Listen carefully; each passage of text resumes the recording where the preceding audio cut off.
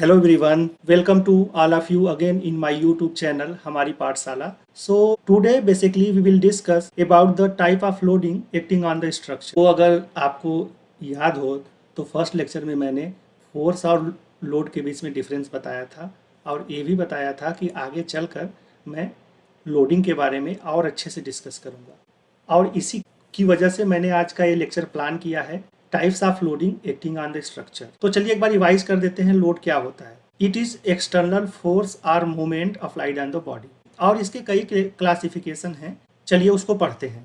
Based on the direction load दो तरह के होते हैं. पहला होता है एक्सियल लोड. एक्सियल लोड मतलब मेंबर के एक्सिस पैरेलल काम करता है.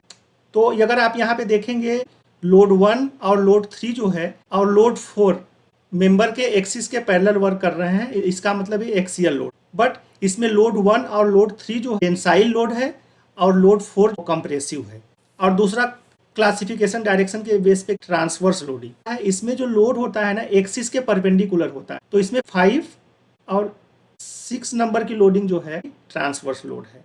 दूसरा क्लासिफिकेशन क्या है, load based on the extent. इसके हिसाब से लोड दो तरीके के होते हैं. पहला क्या है, पॉइंट लोड. पॉइंट लोड क्या होता है, पॉइंट लोड जो होता है ना किसी भी स्ट्रक्चर के एक स्मॉल एरिया पे काम करता है. और जो डिस्ट्रीब्यूटेड जो लोड होता है ना किसी भी स्ट्रक्चर के लार्ज एरिया पे काम करता है. और तीसरे टाइप की लोडिंग क्या है, load based on the dimension. पहला टाइप क्या है, बॉडी या वॉल्यूम लोड. बॉडी और volume load is nothing but it is acting over the volume और बॉडी. और इसके सबसे बेस्ट एग्जांपल है सेल्फ वेट और बॉयंट वेट. और दूसरा सरफेस लोड. सरफेस लोड में क्या होता है, जब लोड किसी भी बॉडी के सरफेस पर एक्ट करता है तो उसे हम सरफेस लोड कहते हैं. और इसके बेस्ट एग्जांपल है ड्रैग फोर्स और शियर फोर्स. तीसरे टाइप का लोड है line load. Line load basically क्या होता है ना, ये लेंथ के अलोंग लगता है और या फिर कह सकते हो कि किसी एक डायमेंशन के करेस्पॉन्डिंग लगता है उसे. और लाइन लोड के बेस्ट एग्जांपल जो है रेल रोड और सरफेस टेंशन है होगा. लेकिन एक एग्जाम्पल देखते हैं. यहाँ पर एक स्फीयर है जो वाटर में फ्लोट कर रही है. तो जो इसका सेल्फ वेट है ना वो क्या होगा, बेसिकली वॉल्यूम या बॉडी लोड हो जाएगा. और वाटर का जो इस पे ड्रैग फोर्स लग रहा है ना वो सरफेस लोड हो जाएगा. और अगर आप देखेंगे वाटर का जो सबसे टॉप सरफेस है वो किनारे किनारे जो है ना इस बॉडी पर सरफेस टेंशन लगाएगा जिसे हम लाइन लोड बोलते हैं. Based on the variation of time loading 3 तरह के होते हैं. पहला स्टैटिक लोडिंग. इसमें जो है लोड का मैग्नीट्यूड, डायरेक्शन और पॉइंट ऑफ एप्लीकेशन टाइम के साथ चेंज नहीं होता. और इसका सबसे बेस्ट एग्जाम्पल है सेल्फ वेट. और दूसरा होता है क्वासी स्टैटिक लोडिंग. इसमें जो होता है ना लोड का मैग्नीट्यूड, डायरेक्शन और पॉइंट ऑफ एप्लीकेशन टाइम के साथ चेंज होता है लेकिन स्टिल स्ट्रक्चर पर इनर्शिया इफेक्ट नहीं होता है. ठीक है, इसके बेस्ट एग्जांपल हैं एप्लीकेशन ऑफ टेंसाइल और compressive force on the body utilising the universal testing machine. उसमें क्या होता है, देखा होगा कि बॉडी पे जब लोड लगती है ना तो टाइम के साथ साथ लोड चेंज होता है लेकिन स्टिल लोड का मैग्नीट्यूड, डायरेक्शन और पॉइंट ऑफ एप्लीकेशन ऐसा होता है कि उस बॉडी में कोई इनर्शिया का इफेक्ट नहीं होता है. और डायनेमिक लोड क्या है कि जब लोड का मैग्नीट्यूड, डायरेक्शन और पॉइंट ऑफ एप्लीकेशन टाइम के साथ साथ चेंज होता है लेकिन साथ में उनसे इनर्शिया का भी इफेक्ट होता है. यहाँ हम ग्राफ में देख सकते हैं कि स्टैटिक लोडिंग का ग्राफ टाइम के साथ चेंज नहीं हो रहा है, कॉन्स्टेंट है. लेकिन क्वासी स्टैटिक लोडिंग का ग्राफ टाइम के साथ साथ ग्रेजुअली चेंज हो रहा है और एक समय के बाद अपने मैक्सिमम वैल्यू पे पहुंचने के बाद कांस्टेंट हो जा रहा है. और डायनामिक लोडिंग में जो होता है टाइम के साथ फोर्स चेंज हो रहा है बट ऑफ कोर्स अपने पाथ को रिपीट कर रहा है. तो ये पीरियाडिक डायनामिक लोड. और इसको और अच्छे से समझने के लिए हम इस इक्वेशन का यूज कर सकते हैं. यहाँ पर m जो है स्ट्रक्चर का मास है, c स्ट्रक्चर का डैम्पिंग कोफिशिएंट है, k स्ट्रक्चर की स्टिफनेस है और यहाँ पर x डॉट और x डबल डॉट है वो बेसिकली डिस्प्लेसमेंट, वेलोसिटी और एक्सेलरेशन को रिप्रेजेंट करते हैं. तो अगर हमारा equation pt equal to kx को फॉलो करता है तो इसका मतलब वो स्टैटिक कंडीशन है. लेकिन अगर हमारा structure pt equal to cx dot और kx को फॉलो करता है तो क्वासी स्टैटिक लोडिंग लग रही है उस पर. और अगर हमारा structure pt equal to mx double dot cx dot plus kx को फॉलो कर रहा है इसका मतलब कि उसमें इनर्शिया का इफेक्ट है, डायनेमिक लोडिंग जैसा कुछ है. ये जो है बेसिकली डायनेमिक इक्विलिब्रियम इक्वेशन है. तो इस तरह से हम समझ सकते हैं कि स्टैटिक, क्वासी स्टैटिक और डायनेमिक लोडिंग में क्या डिफरेंस है.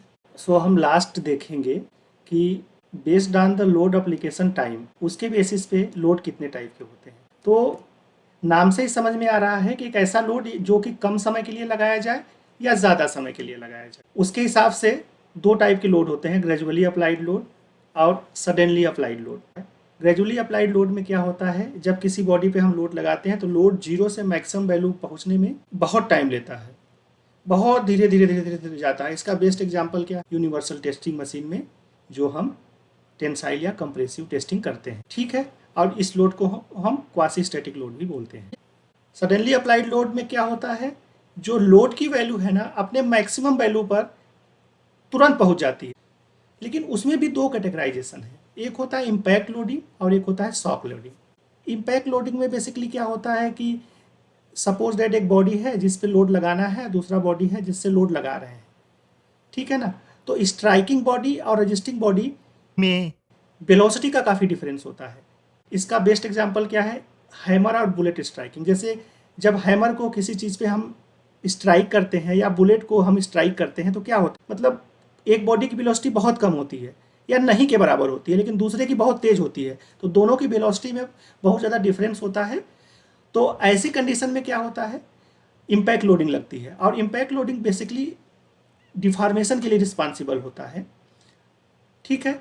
अच्छा, ये टाइम भी बहुत कम समय के लिए लगता है, लेकिन शॉक लोडिंग में क्या होता है, शॉक लोडिंग में जो टाइम होता है ना और भी कम होता है। इसमें तो क्या होता है ना कि लोड का रेट जो होता है अचानक से बढ़ जाता है एकदम शॉर्ट ड्यूरेशन के लिए, इसका ड्यूरेशन इम्पैक्ट लोड से भी कम होता है।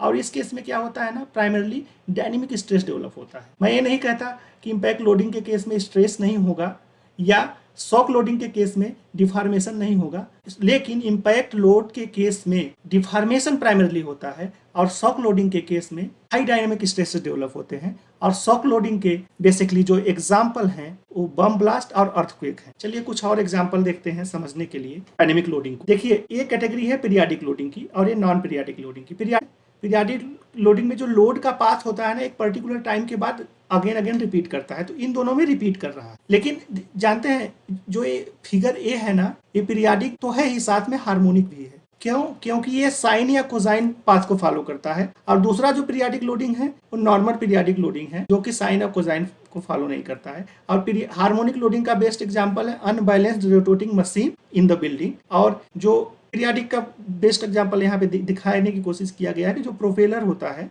ठीक है ना, प्रोपेलर की वजह से शिप पे कौन सी लोडिंग लगती है, पीरियाडिक लोडिंग होती है, बट हार्मोनिक नहीं होती। उसी तरीके से यहाँ पर नॉन पीरियाडिक लोडिंग ही इम्पैक्ट लोडिंग या शॉक लोडिंग होते हैं, क्योंकि ये बहुत कम टाइम के लिए लगाए जाते हैं। और इसका मतलब क्या है, इन दोनों लोडिंग को अपने पाथ को रिपीट करने का टाइम ही नहीं मिलेगा। इम्पैक्ट लोडिंग और शॉक लोडिंग का जो ग्राफ होता है ना सिमिलर होता है, बट दोनों में डिफरेंस क्या होता है, दोनों में डिफरेंस होता है कि इम्पैक्ट लोडिंग के केस में जो टाइम इंटरवल होता है ना वो थोड़ा सा ज्यादा होता है शॉक लोडिंग के कंपैरिजन में। यहाँ पर शॉक लोडिंग के जो एग्जाम्पल भी दिया गया है बम ब्लास्ट और अर्थक्वेक। और इम्पैक्ट लोडिंग के तो आप जानते हैं हैमर और बुलेट स्ट्राइकिंग। एक छोटा सा नोट भी पढ़ेंगे, जो ग्रेजुअली अप्लाइड लोड है बेसिकली क्वासी स्टैटिक लोडिंग में आता है, और जो सडनली अप्लाइड लोड है वो डायनेमिक लोडिंग। और इम्पैक्ट लोडिंग का ड्यूरेशन जो होता है थोड़ा सा ज्यादा होता है as compare to shock loading. ये नोट कभी कभी एग्जाम में पूछ लेते हैं। बेसिकली टाइप ऑफ लोडिंग से बहुत ज्यादा क्वेश्चन नहीं बनते हैं, लेकिन कभी कभी ईएस में छोटे मोटे क्वेश्चन